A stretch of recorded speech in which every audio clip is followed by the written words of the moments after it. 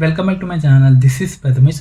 ಈ ವಿಡಿಯೋದಲ್ಲಿ ಒಂದು ಟ್ರೆಂಡಲ್ಲಿ ನಾವು ಹೇಗೆ ಕ್ವಾಂಟಿಟಿನ ಮ್ಯಾನೇಜ್ ಮಾಡ್ಬೋದು, ಎಷ್ಟು ಕ್ವಾಂಟಿಟಿನ ಇಟ್ಕೊಳ್ಬೋದು, ಎಲ್ಲಿ ನಮ್ಮದು ಸ್ಟಾಪ್ ಲಾಸ್ ಇರಬೇಕು, ಎಲ್ಲಿ ನಾವು ಬೈ ಮಾಡಿದರೆ ಒಂದೊಳ್ಳೆ ರಿಸ್ಕ್ ರಿವಾರ್ಡ್ ಇರ್ಬೋದು, ಇದನ್ನೆಲ್ಲ ಡಿಸ್ಕಷನ್ ಮಾಡಿದ್ದೀನಿ.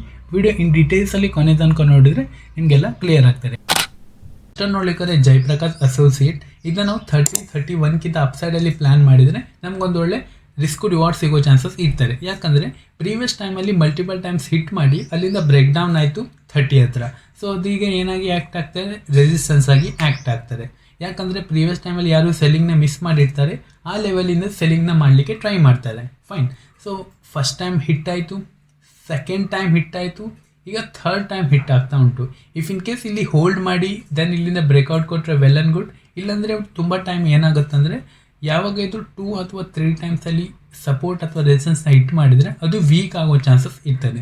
ಸೊ ನಾವು ಪ್ಲ್ಯಾನ್ ಮಾಡಿದರೆ ಒಂದು ಒಳ್ಳೆ ರಿಸ್ಕ್ ರಿವಾರ್ಡ್ ಸಿಗೋ ಚಾನ್ಸಸ್ ಉಂಟು. ಯಾಕಂದರೆ ಯಾವತ್ತಿರೋ ಒಂದು ವಿಷಯ ನೆನ್ಪಿಟ್ಕೊಳ್ಳಿ, ಒಂದು ರೇಂಜಲ್ಲಿ ತುಂಬ ಹೊತ್ತು, ಈಗ ನಾವು ವೀಕ್ಲಿ ಸ್ವಿಂಗ್ನ ನೋಡೋದಾದರೆ ಒಂದು ಒಳ್ಳೆ ದಟ್ ಮೀನ್ಸ್ 1 ತಿಂಗಳು 2 ತಿಂಗಳು ಅಥವಾ 1 ವರ್ಷ 2 ವರ್ಷ ಒಂದೇ ರೇಂಜಿಂದ ಬ್ರೇಕ್ಔಟ್ ಆದ್ರ ಮೇಲೆ ಒಂದು ಒಳ್ಳೆ ಮೂಮೆಂಟಮ್ ಅಂತೂ 100% ತೋರುತ್ತೆ. ಈಗ ನೀವು ಇದು ನೋಡ್ಬೋದು, 2024ಇಂದ 2023 ತನಕ ಒಂದೇ ರೇಂಜಲ್ಲಿ ಉಂಟು. That means 30 to 1 rupee. So ಈ ರೇಂಜಿಂದ ಅಪ್ಸೈಡಲ್ಲಿ ಬ್ರೇಕ್ಔಟ್ ಆದರೆ ಒಂದು ಒಳ್ಳೆ ಮೂಮೆಂಟಮ್ ಬರೋದಂತೂ ಫಿಕ್ಸ್ ಆಗುತ್ತೆ. ಫೈನ್. ಸೊ ಈಗ ನಾವು ಇದನ್ನ ಪ್ಲ್ಯಾನ್ ಮಾಡಬೇಕಾಗುತ್ತೆ 30 ಹತ್ರ. ಯಾವಾಗ ಅದು ಒಂದು ನಿಯರ್ ಟು ಸ್ವಿಂಗ್ ಮಾಡಿರುತ್ತಲ್ಲ, ಆ ಸ್ವಿಂಗ್ ನಾವು SL ಇಟ್ಟರೆ ಬೆಟರ್ ಅಂತ. ಫೈನ್. ಈಗ ನಾನು ಇದು ಬೈ ಮಾಡಲಿ ಅಂತ ಹೇಳ್ತಾ ಇಲ್ಲ, ಜಸ್ಟ್ ನಾನು ನಿಮಗೆ ಅನಾಲಿಸಿಸ್ ಹೇಳ್ತಾ ಇದ್ದೀನಿ, ನಾವು ಹೇಗೆ ಪ್ಲ್ಯಾನ್ ಮಾಡ್ಬೋದು ಅಂತ. ಬರೋ ದಿನಗಳಲ್ಲಿ ಇದು ಒಂದೊಳ್ಳೆ ಬ್ರೇಕ್ಔಟ್ ಕೊಡ್ತಾ ಅಂತ ಇಟ್ಕೊಳ್ಳೋಣ. ಆವಾಗ ನಾವು ಇಲ್ಲಿ ಬೈ ಮಾಡ್ತೀವಿ 30 ಹತ್ರ. ಆವಾಗ ನಾವು SL ಇರ್ತೀವಿ, ಪ್ರೀವಿಯಸ್ ಸ್ವಿಂಗ್ ಏನೇ ಇರುತ್ತಲ್ಲ, ದಟ್ ಮೀನ್ಸ್ ಇಲ್ಲಿ ಒಂದು ಪ್ರೀವಿಯಸ್ ಸ್ವಿಂಗ್ ಏನಿರುತ್ತಲ್ಲ ಅಲ್ಲಿ ನಾವು ಸ್ಟಾಪ್ ಲಾಸ್ ಇಡ್ತೀವಿ. ಬಟ್ ಈಗ ನಾವು ಕ್ವಾಂಟಿಟಿ ಹೇಗೆ ಮ್ಯಾನೇಜ್ ಮಾಡೋದು, ಯಾವತ್ತಿದ್ರೂ ಒಂದು ವಿಷಯ ನೆನ್ಪಿಟ್ಕೊಳ್ಳಿ, ಫಿಬೋನಾಚಿಯಿಂದ ನೀವು ಕ್ವಾಂಟಿಟಿನ ಅಳಿಬೋದು. ದಟ್ ಮೀನ್ಸ್ ಫಾರ್ ಎಕ್ಸಾಂಪಲ್ ಇದ್ದು ಆಲ್ ಟೈಮ್ ಹೈ ಏನುಂಟು, ಈ ಟ್ರೆಂಡ್ ಇದು 340 ಕ್ಲಿಯರ್. 340ಇಂದ ಇದು ಲೋ ಏನುಂಟು near to 1 rupee. Fine. 1 rupee ಇದ್ರದ್ದು ಫಿಬ್ ಝೋನ್ ಏನು, ದಟ್ ಮೀನ್ಸ್ 50% ಏನಾಗಿದೆ 170. ಫೈನ್. ಈ ಟ್ರೆಂಡ್ ಇದು 50% ಆಗಿದೆ. ಯಾವ ತನಕ ಇಲ್ಲಿಂದ ಬ್ರೇಕ್ಔಟ್ ಆಗಲ್ಲ ಆವ ತನಕ ಈ ಟ್ರೆಂಡು ಬೆಂಡ್ ಆಗಿರಲ್ಲ. ಸೊ ಇಲ್ಲಿಂದ ನಾವು ಬ್ರೇಕ್ಔಟಲ್ಲಿ ಪ್ಲ್ಯಾನ್ ಮಾಡಿದ್ರು ಕೂಡ ಕ್ವಾಂಟಿಟಿ ಸ್ವಲ್ಪ ಲೆಸ್ ಇಡಬೇಕಾಗುತ್ತೆ. ಬಿಕಾಸ್ ಇಲ್ಲಿ ಅಗೇನ್ ಸೆಲರ್ಸ್ ಬರೋ ಚಾನ್ಸಸ್ ಇರ್ತದೆ. ಸೊ ಇಲ್ಲಿ ನಾವು ಸ್ವಲ್ಪ ಕ್ವಾಂಟಿಟಿನ ಲೆಸ್ ಮಾಡಿ ಇಡ್ಬೋದು for swing trading. If in case ನೀವು ಇಲ್ಲಿ ತನಕ ಪ್ಲ್ಯಾನ್ ಮಾಡಿದ್ರೆ ಮಾತ್ರ. ಇಲ್ಲ ನೀವು 10-20 ರೂಪಾಯಿ ಪ್ಲ್ಯಾನ್ ಮಾಡಿದ್ರೆ ಅಂದರೆ ವೆಲ್ ಆ್ಯಂಡ್ ಗುಡ್. ಬಟ್ ನಾನು ನಿಮಗೆ ಕ್ವಾಂಟಿಟಿ ಸೈಜ್ ಹೇಳ್ತಾ ಇದ್ದೀನಿ ಹೇಗೆ ಮ್ಯಾನೇಜ್ ಮಾಡೋದಂತ. ಇಫ್ ಇನ್ ಕೇಸ್ ಇಲ್ಲಿ 50%ಗಿಂತ ಡೌನ್ ಸೈಡಲ್ಲಿ ನಾವು ಯಾವತ್ತೂ ಒಂದು ರೇಂಜ್ನ ಐಡೆಂಟಿಫೈ ಮಾಡಿ ಬೈ ಮಾಡ್ತೀವಿ, ಮತ್ತು ಯಾವುದನ್ನು ಸಪೋರ್ಟ್ನ ಐಡೆಂಟಿಫೈ ಮಾಡಿ ಬೈ ಮಾಡ್ತೀವಿ, ಅಲ್ಲಿ ನಾವು ಸ್ವಲ್ಪ ಅಗೇನ್ಸ್ಟ್ ದ ಟ್ರೆಂಡಲ್ಲಿ ಕ್ವಾಂಟಿಟಿ ಸ್ವಲ್ಪ ಲೆಸ್ ಇಡಬೇಕು. ಯಾವ ತನಕ ಇದು 50%ಗಿಂತ ಅಪ್ ಸೈಡಲ್ಲಿ, ದಟ್ ಮೀನ್ಸ್ ಈ ಸ್ಟಾಕಲ್ಲಿ 170ಗಿಂತ ಅಪ್ ಸೈಡಲ್ಲಿ ಹೋಲ್ಡ್ ಮಾಡ್ತಾ ಇದ್ದರೆ ನಾವಿಲ್ಲಿ ಒಂದು ಒಳ್ಳೆ ಕ್ವಾಂಟಿಟಿನ ಪ್ಲ್ಯಾನ್ ಮಾಡ್ಬೋದು. ಫೈನ್. ಸೊ ಯಾವುದೇ ಒಂದು ಸ್ಟಾಕ್ದು ಹೈ ಲೋನ ಮಾರ್ಕ್ ಮಾಡ್ಕೊಳ್ಳಿ, ಆ ಟ್ರೆಂಡಿದ್ದು ಹೈ ಲೋನ ಮಾರ್ಕ್ ಮಾಡ್ಕೊಳ್ಳಿ. ಯಾವ ತನಕ 50%ಗಿಂತ ಅಪ್ ಸೈಡಲ್ಲಿ ಹೋಗಲ್ಲ ಆವ ತನಕ ಈ ಟ್ರೆಂಡಿದ್ದು ಅಗೇನ್ಸ್ಟ್ ದ ಟ್ರೆಂಡಲ್ಲಿ ನೀವು ಕ್ವಾಂಟಿಟಿ ಜಾಸ್ತಿ ಪ್ಲ್ಯಾನ್ ಮಾಡ್ಲಿಕ್ಕೆ ಹೋಗಬೇಡಿ. ಇದಕ್ಕಿಂತ ನೀವು ದಟ್ ಮೀನ್ಸ್ ನಾರ್ಮಲ್ಗಿಂತ ಲೆಸ್ಸೇ ಕ್ವಾಂಟಿಟಿ ಪ್ಲ್ಯಾನ್ ಮಾಡಿದ್ರೆ ನಿಮ್ಗೆ ಒಂದು ಒಳ್ಳೆ ರಿಸ್ಕ್ ರಿವಾರ್ಡ್ ಸಿಗೋ ಚಾನ್ಸಸ್ ಇರ್ತಾರೆ. ಸೊ ಈಗ ನಾವು ಇದರಲ್ಲಿ ಹೇಗೆ ಕ್ವಾಂಟಿಟಿ ಮ್ಯಾನೇಜ್ ಮಾಡೋದು, ಇದರಲ್ಲಿ ಈಗ ನಾವು for example previous time selling ಇತ್ತು, ಈಗ ನಾವು ಇಲ್ಲಿ ಬೈಯಿಂಗ್ನ ಪ್ಲ್ಯಾನ್ ಮಾಡ್ತೀವಿ. ಸೊ ಈಗ ನಂದು ಫಾರ್ ಎಕ್ಸಾಂಪಲ್ ನಾನು ಯೋಗ್ಯತೆ ಉಂಟು 100 ಕ್ವಾಂಟಿಟಿ ಇದರಲ್ಲಿ ಬೈ ಮಾಡೋದು. ಬಟ್ ಈಗ ನಾವು ಇದರಲ್ಲಿ ಕ್ವಾಂಟಿಟಿ ಏನು ಮಾಡ್ತೀವಿ, ಸಮಥಿಂಗ್ ಇದರಲ್ಲಿ 70 ಅಥವಾ ಒಂದು 50 ಕ್ವಾಂಟಿಟಿನ ಬೈ ಮಾಡ್ತೀವಿ. ಬಟ್ ಪ್ರೀಮಿಯಮ್ ಸ್ವಲ್ಪ ಕಡಿಮೆ ಉಂಟು, ಹಾಗಂತಲ್ಲ, ಜಸ್ಟ್ ನಾನು ಎಕ್ಸಾಂಪಲ್ ಹೇಳ್ತಾ ಇದ್ದೀನಿ. 70 ಇಲ್ಲ 50 ಕ್ವಾಂಟಿಟಿ ಬೈ ಮಾಡಿದರೆ ನಂಗೆ ಒಂದು ಒಳ್ಳೆ ರಿಸ್ಕ್ ರಿವಾರ್ಡ್ ಸಿಗ್ಬೋದು. ಇಫ್ ಇನ್ ಕೇಸ್ ಇದೇ ಟ್ರೆಂಡು ಅಗೇನ್ ಸೇಮಲ್ಲಿ ದಟ್ ಮೀನ್ಸ್ SL ಇಟ್ಟಾದರೆ ಅಥವಾ ಸೇಮ್ ಟ್ರೆಂಡು ಅಗೇನ್ ಕಂಟಿನ್ಯೂ ಆದರೆ ನಂದಿಲ್ಲಿ ಸಮಥಿಂಗ್ ಏನು ಸ್ಟಾಪ್ ಲಾಸ್ ಇರುತ್ತೆ ಪ್ರೀವಿಯಸ್ ಸಿಂಗು, ಅಲ್ಲಿಂದ ನನಗೊಂದು ಸ್ಟಾಪ್ ಲಾಸ್ ಹಿಟ್ ಆಗ್ಬೋದು. Fine. So if in case ಇದೇ ಅಪ್ಸೈಡಲ್ಲಿ ಪ್ಲ್ಯಾನ್ ಹೋಗಿ, ದಟ್ ಮೀನ್ಸ್ ಇದೇ ಒಂದು ಬ್ರೇಕ್ಔಟ್ ಹೋಗಿತ್ತು, ದೆನ್ ಇಲ್ಲಿಂದ 50%ಗಿಂತ ಅಪ್ಸೈಡಲ್ಲಿ ಬ್ರೇಕ್ಔಟ್ ಆಯಿತು ಅಂದರೆ ನಾವು ಇಲ್ಲಿ ಕ್ವಾಂಟಿಟಿ ಆ್ಯಡ್ ಮಾಡೋಣ. ಸೊ ಯಾಕೆ ನಾವು ಜಾಸ್ತಿ ರಿಸ್ಕ್ ತೊಗೊಂಡು ಫಸ್ಟೇ ನಾವು ಹೋಗಬೇಕು. ಬ್ರೋ ಇಲ್ಲಿಂದ ಬ್ರೇಕ್ಔಟ್ ಆಯಿತು, ನಂಗೆ ಇಲ್ಲಿಂದ 1 ಲಕ್ಷ ದುಡಿಬೇಕು. ವೆಯ್ಟ್ ಬ್ರೋ, 50%ಗಿಂತ ಅಪ್ಸೈಡಲ್ಲಿ ಬ್ರೇಕ್ಔಟ್ ಆಗಲಿ, ಇಲ್ಲಿ ನಾವು ಟ್ರೇಡ್ ಮಾಡೋಣ. ಫೈನ್. ಯಾವತ್ತಿರೋ ಒಂದು ಟಾಪಿಂದ ಬಂದು ನೆಗೆಟಿವಲ್ಲಿ ಇರುತ್ತಲ್ಲ ಸ್ಟಾಕು, ಅದನ್ನ ನೀವು ಅಪ್ಸೈಡ್ ಹೋಗುವಾಗ 50% 100% ಮಾರ್ಕ್ ಮಾಡಿ ಇಟ್ಕೊಳ್ಳಿ. ಯಾಕಂದರೆ ಅದು ತುಂಬ ರಿಸ್ಕಿ ಸ್ಟಾಕ್ ಇರುತ್ತೆ. ಬಿಕಾಸ್ ಅದು ವ್ಯಾಲ್ಯೂಯೇಷನ್ ಪ್ರಕಾರ ಅಥವಾ ವಾಟ್ ಎವರ್ ಪ್ರಕಾರ ಅದು ಇಷ್ಟು ನೆಗೆಟಿವ್ ಆಗಿದೆ ಅಂದರೆ ಏನೋ ಒಂದು ಕಂಪನಿಯಲ್ಲಿ ಡಿಫಾಲ್ಟ್ ಉಂಟು. ಫೈನ್. ಬಟ್ ಈಗ ನಾವು ಅನಾಲಿಸಿಸ್ ಮಾಡುವಾಗ ನಾವು ಈ ಥರ ಒಂದು ಒಳ್ಳೆ ಮ್ಯಾನೇಜ್ ಮಾಡಿದರೆ ನಮಗೆ ಪ್ರಾಫಿಟ್ ಆಗೋ ಚಾನ್ಸಸ್ ತುಂಬಾ ಇರುತ್ತೆ, ಲಾಸಸ್ ಆಗೋ ಚಾನ್ಸಸ್ ಕೂಡ ಉಂಟು, ಅದನ್ನ ನಾವು ಕಂಟ್ರೋಲ್ ಮಾಡ್ಬೋದು ಅಂತ. ಫೈನ್. ಜಯಪ್ರಕಾಶ್ ಅಸೋಸಿಯೇಟ್ನ ನಾವು 31 ಹತ್ರ ಪ್ಲ್ಯಾನ್ ಮಾಡ್ಬೋದು. ಇಫ್ ಇನ್ ಕೇಸ್ ಅದು ಬ್ರೇಕ್ಔಟ್ ಆಗಿ ಸ್ವಲ್ಪ ಹೋಲ್ಡ್ ಮಾಡ್ತಂದರೆ ಯಾವ ತನಕ ಇದು ಪ್ರೀವಿಯಸ್ ಸ್ವಿಂಗ್ನ ಸಪೋರ್ಟ್ ಮಾಡ್ತಾ ಇರುತ್ತೆ, ದಟ್ ಮೀನ್ಸ್ ರೆಸ್ಪೆಕ್ಟ್ ಮಾಡ್ತಾ ಇರುತ್ತೆ, ಆವ ತನಕ ನಾವಿದು ಪ್ರೀವಿಯಸ್ ಸ್ವಿಂಗ್ಸ್ನ ಟ್ರೈಲಿಂಗ್ ಎಸಲ್ ಆಗಿ ಟ್ರೈಲ್ ಮಾಡ್ತಾ ಹೋಗ್ಬೋದು. ಹಾಗೆ ನಾನು ನೋಡ್ಲಿಕ್ಕೆ ಸುಬೆಕ್ಸ್ ಇದು ಒಂದು ಒಳ್ಳೆ ರೆಸಿಸ್ಟೆನ್ಸ್ ಮಲ್ಟಿಪಲ್ ಟೈಮ್ಸ್ ಹಿಟ್ ಮಾಡ್ತಾ ಉಂಟು. ದಟ್ ಮೀನ್ಸ್ ಇದೇನಾಗಿದೆ, ವೀಕ್ ಆಗಿದೆ. ಫಸ್ಟ್ ಟೈಮ್ ಹಿಟ್ ಆಯಿತು, ಪ್ರೀವಿಯಸ್ ಸ್ವಿಂಗ್ಸ್ನ ಬ್ರೇಕ್ ಮಾಡ್ತು. ಸೆಕೆಂಡ್ ಟೈಮ್ ಹಿಟ್ ಆಯಿತು, ಪ್ರೀವಿಯಸ್ ಸ್ವಿಂಗ್ಸ್ನ ಬ್ರೇಕ್ ಮಾಡಿಲ್ಲ. ಥರ್ಡ್ ಟೈಮ್ ಹಿಟ್ ಮಾಡ್ತು, ಪ್ರೀವಿಯಸ್ ಸ್ವಿಂಗ್ಸ್ನ ಬ್ರೇಕ್ ಮಾಡಿಲ್ಲ. ದಟ್ ಮೀನ್ಸ್ ಇಲ್ಲಿ ಬಯರ್ಸ್ ಸ್ವಲ್ಪ ಕಂಟ್ರೋಲ್ ಮಾಡ್ತಿದ್ದಾರೆ, ಬಯರ್ಸ್ ಸ್ವಲ್ಪ ಸ್ಟ್ರಾಂಗ್ ಆಗಿದ್ದಾರೆ. ಇಫ್ ಇನ್ ಕೇಸ್ ಇಲ್ಲಿಂದ ಗ್ಯಾಪ್ ಅಪ್ ಓಪನ್ ಆಗಿ ಹೋಯ್ತಂದರೆ ಇದನ್ನ ನೀವು ಇಗ್ನೋರ್ ಮಾಡೋದು ಬೆಟರ್ ಅಂತ.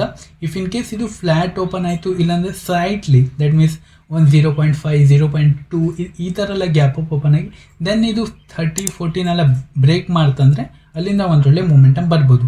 ಇಫ್ ಇನ್ ಕೇಸ್ ಇದು 35 ಹತ್ರ ಓಪನ್ ಆಯಿತು, ದೆನ್ ಇಲ್ಲಿಂದ ಬ್ರೇಕ್ಔಟ್ ಆಯ್ತು ಅಂದರೆ ಮಾತ್ರ ನಾವು ಪ್ಲ್ಯಾನ್ ಮಾಡ್ಬೋದು. ಅಗೇನ್ ಆ್ಯಂಡ್ ಅಗೇನ್ ಹೇಳ್ತಾ ಇದ್ದೀನಿ. ಆವಾಗ ನಮ್ಮದು ಸ್ಟಾಪ್ ಲಾಸ್ ಎಲ್ಲಿರುತ್ತೆ ಅಂದರೆ ನಿಯರ್ ಟು ನಮ್ಮದು 31-32 ಹತ್ರ ನಮ್ಮದು ಸ್ಟಾಪ್ ಲಾಸ್ ಇಟ್ಟಿದ್ರೆ ನಮಗೂ 40 ಸಿಗ್ಬೋದು. ಇಫ್ ಇನ್ ಕೇಸ್ ಇಲ್ಲೇ ಒಂದು 2 ಮಂತ್ಸ್ ಅಥವಾ 1 ಮಂತ್ಸ್ ಹೋಲ್ಡ್ ಮಾಡಿ ದೆನ್ ಇಲ್ಲಿಂದ ಬ್ರೇಕ್ಔಟ್ ಕೊಟ್ಟರೆ ಒಂದೊಳ್ಳೆ ಮೂಮೆಂಟನ್ನು ಸಿಗ್ಬೋದು. ಆ್ಯಂಡ್ ಅಗೇನ್ ಇದರಲ್ಲಿ ಕ್ವಾಂಟಿಟಿ ಹೇಗಿರಬೇಕಂದ್ರೆ ಆಬ್ವಿಯಸ್ಲಿ ಇದರಲ್ಲಿ ಸ್ವಲ್ಪ ಕ್ವಾಂಟಿಟಿ ಲೆಸ್ ಇಡಬೇಕಾಗುತ್ತೆ. ಬಿಕಾಸ್ ಇದರಲ್ಲಿ ನಾವು ಫಿಬ್ನ ಕೂಡ ಮಾರ್ಕ್ ಮಾಡಿದರೆ ಸುಬೆಕ್ಸಲ್ಲಿ ಫಿಬ್ಸನ್ನು ನೋಡ್ಲಿಕ್ಕೆ ಹೋದರೆ ದಟ್ ಮೀನ್ಸ್ ಈ ಟ್ರೆಂಡ್ ಇದು 50% ನೋಡ್ಲಿಕ್ಕೆ ಹೋದರೆ ನಿಯರ್ ಟು 45 ಹತ್ರ ಉಂಟು. ಇಫ್ ಇನ್ ಕೇಸ್ ಇಲ್ಲಿಂದ ದಟ್ ಮೀನ್ಸ್ ನಾವಿಲ್ಲಿ ಪ್ಲ್ಯಾನ್ ಮಾಡ್ತೀವಿ 40 ಹತ್ರ, ಇಲ್ಲಿಂದ ನಮ್ಗೆ ಒಂದೊಳ್ಳೆ ಟಾರ್ಗೆಟ್ ಹಿಟ್ ಆಗುತ್ತೆ 50 ಹತ್ರ. ಇಫ್ ಇನ್ ಕೇಸ್ ಇಲ್ಲಿಂದ ಫ್ಲೋಲ್ ಹೋಯ್ತಂದರೆ ಇದೇ ಕ್ವಾಂಟಿಟಿಯಲ್ಲಿ ನಾವು ಮ್ಯಾನೇಜ್ ಮಾಡ್ಕೋಣ. ದಟ್ ಮೀನ್ಸ್ ಪ್ರೀವಿಯಸ್ ವೀಕಿಂದು ಲೋ ಇರುತ್ತಲ್ಲ ಅದನ್ನ ನಾವು ಟ್ರೇಲ್ ಮಾಡ್ತಾ ಹೋಗೋಣ. ಇಫ್ ಇನ್ ಕೇಸ್ ಇಲ್ಲಿಂದ ಬ್ರೇಕ್ಔಟ್ ಆಯಿತು, ದೆನ್ ಇಲ್ಲಿಂದ ಬ್ರೇಕ್ಔಟ್ ಫೇಲಿಯರ್ ಆಯಿತು, ಅಗೇನ್ ಇಲ್ಲಿ ಬಂದು ಹೋಲ್ಡ್ ಮಾಡಿದ ಇಲ್ಲಿಂದ ಬ್ರೇಕ್ಔಟ್ ಆಯ್ತು ಅಂದರೆ ನಾವಿಲ್ಲಿ ಪ್ಲ್ಯಾನ್ ಮಾಡ್ಬೋದು ಈ ಸ್ಟಾಪ್ ಲಾಸು ಮತ್ತು ಇಲ್ಲಿ ಪ್ಲ್ಯಾನ್ ಮಾಡಿದ 2 ಸ್ಟಾಪ್ ಲಾಸ್ ತಂದು ಇಲ್ಲಿ ನಾವು ಟ್ರೇಲ್ ಮಾಡಿದರೆ ನಮಗೊಂದು ಒಳ್ಳೆ ರಿಸ್ಕ್ ರಿವಾರ್ಡ್ ಸಿಗ್ಬೋದು ಬರೋ ದಿನಗಳಲ್ಲಿ. ಫೈನ್. ಸೊ ಹೀಗೆ ಕ್ವಾಂಟಿಟಿನ ಮ್ಯಾನೇಜ್ ಮಾಡ್ತಾರೆ. ಸೊ ನೀವು ಹೇಳಲಿಕ್ಕಾಗಲ್ಲ ಎಸ್ ಬ್ರೋ ಇದು ಇಲ್ಲಿ ರೇಂಜ್ ಮಾಡ್ತಾ ಉಂಟು, ಇಲ್ಲಿ ನಾವು ಒಳ್ಳೆ ಬೈ ಮಾಡೋಣ ಅಂತ. ಎಸ್ ನಿಮಗಿದು ಶಾರ್ಟ್ ಟರ್ಮಲ್ಲಿ ಪ್ರಾಫಿಟ್ ಆಗ್ಬೋದು. ಇಫ್ ಇನ್ ಕೇಸ್ ನೀವು ಇಲ್ಲಿ ಹೋಲ್ಡ್ ಮಾಡ್ತಾ ಇದ್ರೆ ಅಲ್ಲಿ ನಿಮಗೆ ಲಾಸಸ್ ಆಗೋ ಚಾನ್ಸಸ್ ಇರ್ತಾರೆ. ಮಂಗಳವಾರ ದಿವಸ ಒಂದೊಳ್ಳೆ ಗ್ಯಾಪ್ ಅಪ್ ಓಪನ್ ಅಂತ ಇಟ್ಕೊಳ್ಳೋಣ. ಫಾರ್ ಎಕ್ಸಾಂಪಲ್ ಈಗ 40 ಹತ್ರ ಗ್ಯಾಪ್ ಅಪ್ ಓಪನ್ ಆಯಿತು, ದೆನ್ ಇಲ್ಲಿಂದ ನಾವು ಬ್ರೇಕ್ ಆಯಿತು ಅಂದರೆ ಬೈ ಮಾಡೋದು ಅಷ್ಟೊಂದು ಫೇರ್ ಅಲ್ಲ ಅಂತ. ಬಿಕಾಸ್ ಇಲ್ಲಿ ಗ್ಯಾಪ್ ಅಪ್ ಓಪನ್ ಆದ್ಮೇಲೆ ಸ್ವಲ್ಪ ಇಲ್ಲಿ ಪ್ರಾಫಿಟ್ ಬುಕ್ಕಿಂಗ್ ಬರುತ್ತೆ. ದೆನ್ ಇದು ಮಿಡ್ ವೀಕಲ್ಲಿ ಅಥವಾ ಅದೇ ದಿನ ಡೇ ಹೈನ ಕ್ರಾಸ್ ಮಾಡಿದರೆ ನಾವು ಪ್ಲ್ಯಾನ್ ಮಾಡಬಹುದು. ಗ್ಯಾಪ್ ಅಪ್ ಓಪನ್ ಆಗ್ತಾನೆ ಫೋಮಲ್ಲಿ ನಾವು ಎಂಟ್ರಿ ಮಾಡಿದರೆ ಅನ್ನೆಸೆಸರಿ ಲಾಸಸ್ ಆಗೋ ಚಾನ್ಸಸ್ ಇರ್ತಾರೆ. ಲಾಸ್ಟ್ ನಾಟ್ ದ ಲೀಸ್ಟ್ ನೋಡ್ಲಿಕ್ಕಾದ್ರೆ 1.1 ಸೋಲ್ LTD. ಇಫ್ ಇನ್ ಕೇಸ್ ಇದು 57ಗಿಂತ ಅಪ್ಸೈಡಲ್ಲಿ ಬ್ರೇಕ್ಔಟ್ ಆಯ್ತು ಅಂದರೆ ಒಂದು ಒಳ್ಳೆ ಮೊಮೆಂಟಮನ್ನು ನಾವು ಎಕ್ಸ್ಪೆಕ್ಟ್ ಮಾಡ್ಬೋದು. ಇಫ್ ಇನ್ ಕೇಸ್ ಇದು ಮಂಗಳವಾರ ದಿನ ಗ್ಯಾಪ್ ಅಪ್ ಓಪನ್ ಆಗಿ ಹೋಯ್ತಂದರೆ ನಾವಿದು ಇಗ್ನೋರ್ ಮಾಡೋದು ಬೆಟರ್ ಅಂತ. ಬಿಕಾಸ್ ಇದು ಒಂದೊಳ್ಳೆ ಆಲ್ರೆಡಿ ಮೊಮೆಂಟಮ್ ಕೊಟ್ಟಿದೆ. ಗ್ಯಾಪ್ ಅಪ್ ಓಪನ್ ಆಗಿ ಹೋಯ್ತಂದರೆ ಇದರಲ್ಲಿ ಬಯರ್ಸಿಗೆ ಅಷ್ಟೊಂದು ಕಾನ್ಫಿಡೆನ್ಸ್ ಬರಲ್ಲ ಮತ್ತು ನ್ಯೂ ಬಯರ್ಸ್ ಕೂಡ ಆ್ಯಡ್ ಆನ್ ಆಗಲ್ಲ. ಯಾಕಂದರೆ ಇಲ್ಲಿಂದ ದಟ್ ಮೀನ್ಸ್ ಇದು 30ಇಂದ ಸಮಥಿಂಗ್ ಇದು ನಿಯರ್ ಟು 57 ಅಂತ. ದಟ್ ಮೀನ್ಸ್ ಇದು 27.2 ಫ್ಲೋ ಅಲ್ಲಿ ಮೊಮೆಂಟಮ್ ಮಾಡಿದೆ. ಸೊ ಈ ಮೂಮೆಂಟನ್ನು ಸ್ವಲ್ಪ ಇದು ಸುಧಾರಿಸ್ಕೊಳ್ಬೇಕು. ಸ್ವಲ್ಪ ಈ ಸ್ಟಾಕಿಗೆ ಸುಸ್ತಾಗಿದೆ. ಇದು ಸ್ವಲ್ಪ ಕನ್ಸಲ್ಟಿಂಗ್ ಮಾಡಿ ಸ್ವಲ್ಪ ಇಲ್ಲಿ ನ್ಯೂ ಬಯರ್ ಆ್ಯಡ್ ಆಗಲಿ, ಸ್ವಲ್ಪ ನ್ಯೂ ಪೊಸಿಷನೆಲ್ಲ ಆ್ಯಡ್ ಆಗಿ ದೆನ್ ಇಲ್ಲಿಂದ ಅಪ್ಸೈಡಲ್ಲಿ ಬ್ರೇಕ್ಔಟ್ ಕೊಟ್ಟರೆ ಇದು ಮೂಮೆಂಟಮ್ನ ಕೊಡ್ಬೋದು. ನಮ್ಮದು ಆವಾಗ ಸ್ಟಾಪ್ ಲಾಸ್ ಏನಿರುತ್ತೆ, ಪ್ರೀವಿಯಸ್ ಸ್ವಿಂಗ್ ಏನಿರುತ್ತಲ್ಲ ಅದು ನಮ್ಮದು ಸ್ಟಾಪ್ ಲಾಸ್ ಆಗಿರುತ್ತೆ. ಇಫ್ ಇನ್ ಕೇಸ್ ನೀವು ಆಲ್ರೆಡಿ ಇದರಲ್ಲಿ ಪೊಸಿಷನ್ ಇದ್ದರೆ ನೀವು 45 ಹತ್ರ SL ಇಟ್ಕೊಳ್ಳಿ.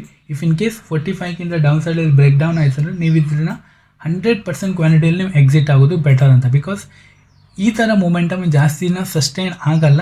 ಸೊ ಇದು ಸೆಲ್ಲಿಂಗ್ನ ಫಾಸ್ಟ್ ಬಂದುಬಿಡುತ್ತೆ. ಫೈನ್. ಈ ಸ್ಟಾಕಲ್ಲಿ ಕ್ವಾಂಟಿಟಿ ಎಷ್ಟೇ ಇಟ್ಕೊಳ್ಳೋಣ. ಈ ಸ್ಟಾಕಲ್ಲಿ ನಾವು ಪ್ಲ್ಯಾನ್ ಯಾವ ಸೈಡ್ ಮಾಡ್ತಾ ಇದ್ದೀವಿ, ಅಪ್ ಸೈಡಲ್ಲಿ ಮಾಡ್ತಾ ಇದ್ದೀವಿ.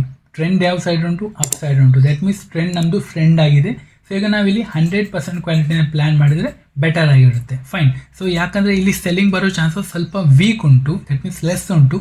ಗ್ಯಾಪ್ ಅಪ್ ಓಪನ್ ಆಗಿ ಹೋಗದೇ ಇದ್ದರೆ ಇಲ್ಲಿ ಕನ್ಸಲ್ಟಿಂಗ್ ಮಾಡಿ 1 ವೀಕ್ 2 ವೀಕ್ ಅಥವಾ 1 ಮಂತ್ 2 ಮಂತ್ ಅಥವಾ 1 ವರ್ಷ ಹೋಲ್ಡ್ ಮಾಡಿ ದೆನ್ 56ಗಿಂತ ಅಪ್ಸೈಡಲ್ಲಿ ಬ್ರೇಕ್ಔಟ್ ಕೊಟ್ಟರೆ ಮಾತ್ರ ಇಲ್ಲಿಂದ ಬೈ ಮಾಡ್ಬೋದು. ಫೈನ್. 57ಗಿಂತ ಅಪ್ಸೈಡಲ್ಲಿ ನಾವು ಪ್ಲ್ಯಾನ್ ಮಾಡ್ಬೋದು. ಪ್ರೀವಿಯಸ್ ಸ್ವಿಂಗ್ ಏನಿರುತ್ತಲ್ಲ ಅದನ್ನ ನಾವು ಸ್ಟಾಪ್ ಲಾಸ್ ಇಟ್ಟರೆ ಒಂದು ಒಳ್ಳೆ ನಾವು ಮೂಮೆಂಟಮ್ನ ಎಕ್ಸ್ಪೆಕ್ಟ್ ಮಾಡ್ಬೋದು 1.1 ಸೋಲ್ಡಲ್ಲಿ. ಫೈನ್. ಸೊ ಈಗ ನಾನು ನಿಮಗೆ 3 ಸ್ಟಾಕ್ ಕೂಡ ಹೇಳಿದ್ದೀನಿ.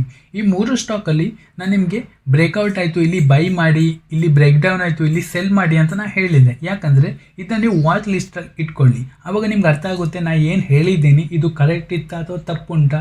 ಇದರಲ್ಲಿ ನಾವು ಏನು ಸೈಕಾಲಜಿ ಡಿಸ್ಕಷನ್ ಮಾಡಿದ್ದೀವಿ ಇದು ರಾಂಗ್ ಉಂಟಾ ಅಥವಾ ರೈಟ್ ಉಂಟಾ, ಇದನ್ನಲ್ಲಿ ನೀವು ಕರೆಕ್ಟಾಗಿ ಅನಲಿಸಿಸ್ ಮಾಡಿದರೆ ಆವಾಗ ನಿಮ್ಗೆ ಸ್ವಲ್ಪ ಕಾನ್ಫಿಡೆನ್ಸ್ ಬರುತ್ತೆ. ಯಾಕಂದರೆ ಈಗ ನಾನು ನಿಮ್ಗೆ ಹೇಳ್ಬೋದು ಇಲ್ಲಿ ಒಂದು ರೇಂಜ್ ಮಾಡ್ತಾ ಉಂಟು, ಇಲ್ಲಿಂದ ಬ್ರೇಕ್ಔಟ್ ಆಯಿತು ನೀವು ಇಲ್ಲಿ ಬೈ ಮಾಡಿ ಅಂತ ಹೇಳ್ಬೋದು. ಬಟ್ ಇದು ನಿಮಗೆ ಅಷ್ಟೊಂದು ಕಾನ್ಫಿಡೆನ್ಸ್ ಹಿಟ್ ಆಗಲ್ಲ. ನನಗೆ ಕಾನ್ಫಿಡೆನ್ಸ್ ಹಿಟ್ ಆಗುತ್ತೆ. ನಂದು ಬೈ ಡಿಫಾಲ್ಟ್ ಇಲ್ಲಿ ಬೈ ಮಾಡೋ ಸೈಕಾಲಜಿ ಫಿಟ್ ಆಗಿದೆ. ಇಲ್ಲಿ ನಾ ಬೈ ಮಾಡ್ತೀನಿ, ಬಟ್ ನೀವು ಇಲ್ಲಿ ಬೈ ಮಾಡಲಿಕ್ಕೆ ಆಗಲ್ಲ, ಬಿಕಾಸ್ ನಿಮ್ಗೆ ಸ್ವಲ್ಪ ಎಕ್ಸ್ಪೀರಿಯನ್ಸ್ ಇಲ್ಲ. ಸೊ ಎಕ್ಸ್ಪೀರಿಯನ್ಸ್ ಎಲ್ಲ ಗೇನ್ ಮಾಡಲಿಕ್ಕೆ ಸೊ ಇದು ನೀವು ವಾಚ್ ಲಿಸ್ಟಲ್ಲಿ ಇಟ್ಕೊಳ್ಳಿ. ಇದನ್ನ ನೀವು ಬೈ ಮಾಡಿ ಅಂತ ಹೇಳ್ತಿಲ್ಲ, ಜಸ್ಟ್ ನೀವು ಇದು ವಾಚ್ ಲಿಸ್ಟಲ್ಲಿ ಇಟ್ಕೊಂಡು ನೀವು ಸ್ವಲ್ಪ ಅನಲೈಸರ್ ಮಾಡ್ತಾ ಇಲ್ಲಿ. ನೀವು ಡೈಲಿ ಎಷ್ಟು ಪಾಸಿಟಿವ್ ಆಯಿತು ನೆಗೆಟಿವ್ ಆಯಿತು ಅಂತ ನೋಡ್ಲಿಕ್ಕೆ ಹೋಗಬೇಡಿ. ನಾನು ಇದು ವೀಕ್ಲಿ ಬೇಸಿಸ್ ಮೇಲೆ ಹೇಳ್ತಾ ಇದ್ದೀನಿ. ಸೊ ಇದು ನೀವು ವೀಕ್ಲಿ ಸ್ಯಾಟರ್ಡೆ ಸಂಡೇ ಯಾವಾಗ ಫ್ರೀ ಇರ್ತೀರಾ ಆವಾಗ ನೀವು ಸ್ವಲ್ಪ ಅನಲಿಸಿಸ್ ಮಾಡಿ. ನಾ ಏನು ಹೇಳಿದೆ ಇಲ್ಲಿ, ಯಾಕೆ ನಾವು ಬೈ ಮಾಡ್ಬೋದು ಅಂತ ಹೇಳಿದೆ, ಯಾಕೆ ಇಲ್ಲಿ ಸ್ಟಾಪ್ ಲಾಸ್ ಇಟ್ಕೊಳ್ಬೋದು ಅಂತ ಹೇಳಿದೆ, ಯಾಕೆ ಈ ಸ್ವಿಂಗ್ಸ್ನ ಬ್ರೇಕ್ ಆದರೆ ಇಲ್ಲಿ ಡೌನ್ ಸೈಡ್ ಮೂಮೆಂಟಮ್ ಬರ್ತಾರೆ, ಇದನ್ನ ನೀವೆಲ್ಲ ಅನಲಿಸಿಸ್ ಮಾಡಿದರೆ ನಿಮಗೆ ಸ್ವಲ್ಪ ಕಾನ್ಫಿಡೆನ್ಸ್ ಬರ್ತಾ ಇರುತ್ತೆ. ಫೈನ್, ಐ ಹೋಪ್ ನಿಮ್ಗೆ ಈ ವಿಡಿಯೋದಿಂದ ಏನಾದರೂ ಕಲೀಲಿಕ್ಕೆ ಸಿಕ್ತಾ ಅಂತ ಅಂದ್ಕೊಳ್ತೀನಿ. ಇದೇ ರಿಲೇಟೆಡ್ ವಿಡಿಯೋ ಬೇಕಂದರೆ, ಇದೇ ರಿಲೇಟೆಡ್ ಸೈಕಾಲಜಿ ಬೇಸ್ಡ್ ವಿಡಿಯೋ ಬೇಕಂದರೆ ಚಾನಲ್ನ ಸಬ್ಸ್ಕ್ರೈಬ್ ಮಾಡೋದು ಕೂಡ ಮರಿಬೇಡಿ. ಈ ವಿಡಿಯೋದಲ್ಲಿ ಇಷ್ಟೇ. Thank you.